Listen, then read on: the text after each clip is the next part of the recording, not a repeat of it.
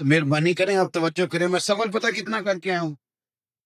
میں صبح جھنگ تھا، وہ دربار حضرت سلطان باؤ، آپ اندازہ کریں، اور میں وہاں 2 بجے گاڑی میں بیٹھا آپ کے جلسے کے لیے۔ مجھے بڑا زور لگایا گیا کہ آپ رہ جائیں، رستے میں پیر بھائیوں نے بڑا زور لگایا فیصل آباد میں کہ پیر صاحب ہمیں پتہ ہے آپ اتنا سفر نہیں کر سکتے، آپ کو درمیان میں 2 گھنٹے ٹھہرنا پڑتا ہے۔ تو میں نے ان سے کہا یہ سفر ہم کر لیں گے، ہم پیار جو کر بیٹھے ہیں، ہاں پیار ہو جائے نا تو وہ سنا تھا کہ آستانہ یار دور ہے، پھر ہم نے بھی ٹھان لی تھی کہ جانا ضرور ہے۔ تو اگلا شعر میں پڑھتا نہیں اس لیے کہ پھر اس کی وضاحت دینی پڑتی ہے، اسی پہ رہ جاتا ہوں۔ صاحب غور کریں میں کیا عرض کر رہا ہوں، آپ بات پہ توجہ کریں۔ مسلمہ کذاب سے نا اس کے چیلوں نے کہا کہ گرو جی نبی تو بنا ہے اور جھوٹے، معاذ اللہ۔ تو وہ مسلمان کہتے ہیں ہمارے قرآن کے مقابلے کی آیت بناؤ، تو کوئی آیت بھی بنائی ہے؟ تو جھوٹ کے تو پیر کوئی نہیں نہ ہوتے۔ جھوٹا بندہ کہانیاں تو بنا سکتا ہے لیکن حقیقت بنا سکتا؟ دیکھیں نا، ایک ہوتی ہے اللہ کی تخلیق اور ایک ہوتا ہے اللہ کی دی ہوئی عقل سے بندوں کی تخلیق۔ پہلے آپ کو مثال دے لوں بات کی سمجھ آ جائے۔ بندوں کو اللہ نے عقل دی تو بندوں نے ٹرین بنا لی ہے نا جی، پر چیونٹی نہیں بنا سکے۔ اے جی نے ٹرین بنائی ہے کیڑی نہیں بنا سکتے، اس لیے کہ ٹرین اللہ کی دی ہوئی عقل سے بنائی ہے پر بندوں نے بنائی ہے، اور چیونٹی میرے اللہ نے بنائی ہے۔ یہ قیامت تک چیونٹی نہیں بنا سکتے۔ ٹرین بنا لیں گے، ہو سکتا ہے اس سے بڑی بھی بنا لیں، لیکن چیونٹی بنا سکتے؟ یہ سمجھ لیں۔ ایک اور مثال دیتا ہوں، یہ ٹیوب لائٹ بندوں نے بنائی ہے، اللہ کی دی ہوئی عقل سے بنائی ہے، دیکھیں جلتی ہے، بڑی بڑی اتنی سی بلب اب آتا ہے، وہ آپ جلا لیں تھوڑا بڑا ہو تو اتنی بڑی مسجد میں روشنی کر دیتا ہے۔ یہ بندوں نے بنایا ہے۔ بندے بہت بڑی ٹیوب لائٹ تو بنا سکتے ہیں پر جگنو نہیں بنا سکتے، حالانکہ روشنی ٹیوب لائٹ کی زیادہ ہے، جگنو کی روشنی کم ہے، پر بندے جگنو بنا سکتے ہیں۔ اللہ کرے آپ کی سمجھ میں بات آئے۔ چلو ایک اور بات کر دیتا ہوں، یہ جہاز تو بنا سکتے ہیں پر تتلی نہیں بنا سکتے۔ تتلی بے شک چھوٹی ہے پر ان سے کو بنا کے دکھائیں، یہ بنا سکتے ہیں۔ اس لیے کہ بندے کی تخلیق اور ہوتی ہے، اللہ کی تخلیق اور ہوتی ہے، اس کی نہ کوئی مثل نہ اس کی کوئی مثال، کون وہاں تک پہنچے؟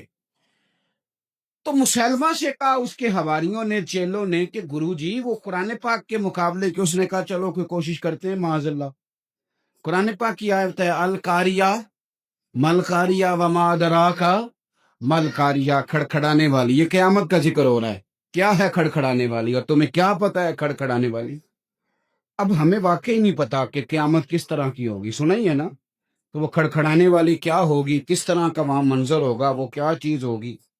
تو یہ بات جب سنتے ہیں تو دل پہ ایک رو پڑتا ہے، تمہیں کیا پتا اور تم کیا جانو، تم ادراک وما ادراکا، یعنی تم ادراک ہی نہیں کر سکتے کہ وہ کھڑکھڑانے والی کیا ہے۔ اس نے نا یہ 2-3 آیتیں سامنے رکھ لی اور رات کو نا بنانے لگ گیا۔ بنایا کیا؟ کہنے لگا الفیل، ہاتھی، مل فیل کیا ہے ہاتھی، وما ادراک مل، یہ سویرے آیتیں بنا کے لایا، تمہیں کیا پتا کیا ہوتا ہے ہاتھی۔ وہ اپنے چیلوں کو سنائی تو کہنے لگے گرو جی کی عقل کرو، سارے زمانے نے پتا ہے ہاتھی کی ہوندا ہے، اس کے 2 کان ہوتے ہیں، 4 ٹانگیں ہوتی ہیں، ایک سونڈ ہوتی ہے، ایک دمب ہوتی ہے، یہ کیا بنا کے لے آئے ہو؟ اس نے کہا یار میں نے ساری رات لگا کے آیت بنائی ہے اور سویرے تم نے سنی بھی نہیں پوری اور انکار کر دیا۔ تو یاد رکھیں بدلے گا زمانہ لاکھ مگر قرآن نہ بدلا جائے، بدلے گا زمانہ لاکھ مگر قرآن، اور قرآن پاک میں ہر بیان لکل شیء، اس میں ہر شے کا بیان ہے، قرآن پاک ہر شے۔ آپ یقین کریں کہ سادی سادی چیزیں اگر آپ قرآن پاک سے تلاش کریں نا، ایک خطیب سینکڑوں لیکچر دینا سینکڑوں میاں بیوی کے حقوق پر، توجہ ہے میری بات پر؟ سینکڑوں لیکچر آپ کسی اسکالر کے، اور قرآن پاک نے صرف اتنی لفظ کہے ہن لباس لکم وانتم لباس لہن، مرد عورت کا لباس ہے، عورت مرد کا لباس، 2 جملے ایک طرف آپ بٹھا لیں بڑے بڑے اسکالر، بڑے بڑے لیکچرار، بڑے بڑے خطیب، بڑے بڑے عالم، اور قرآن نے صرف اتنا کہا کہ مرد عورت کا لباس ہے، عورت بول کے بتاؤ ادھر دیکھیں جی میری طرف، موبائل کم دیکھیں، مجھے دیکھیں، آج تو میں خود آیا بیٹھا ہوں نا موبائل پہ، پھر کبھی دیکھ لیجئے گا۔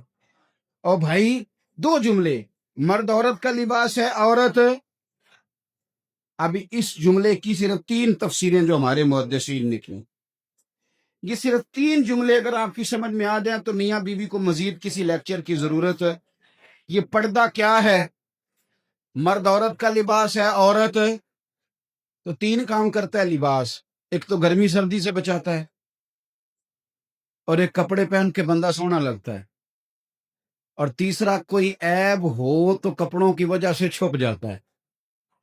تو اللہ کریم نے مرد اور عورت، دیکھو ہن لباس لکم وانتم لباس لہن، مرد کو بتایا کہ تو گرمی سردی سے بچنا چاہتا ہے، یعنی کسی بھی اچھی بری جگہ سے بچے گا تو بیوی کی وجہ سے بچے گا، اور بیوی سے کہا گیا کہ یاد رکھ جڑیاں خسماں دی وچ رضا وسن، پاگ جاگ جاندے نہیں ہونا گولیاں دے، تیرے لیے یہی بہتر ہے، یہ تو اپنے خامند کی رضا میں رہ، یہ تیرا پردہ ہے، یہ تیرا لباس ہے۔ اور ان دونوں کو بتا دیا کہ لباس ایک تو گرمی سردی سے بچاتا ہے، دوسرا بندہ سڑ جاتا ہے کپڑے ڈال کے، بڑا سونا بندہ بھی اگر طامت کے ساتھ اور خالی بنیان کے ساتھ آ جائے، کرتا نہ پہنے تو وہ اچھا نہیں لگتا، وہ کرتا پہنے گا تو زینت ہو جائے گی۔ تو بیوی کو بتا دیا کہ تو جتنی مرضی بھی اعلیٰ ہو، تیری شان تیرے خامند کے ساتھ ہی، اور خامند کو بھی کہا کہ یاد رکھ اگر تو گھر نہیں بسا سکتا تو باقی دنیا کو کیا خیر عطا کرے، خیرکم لأہلہ وانا خیرکم لأہلہ۔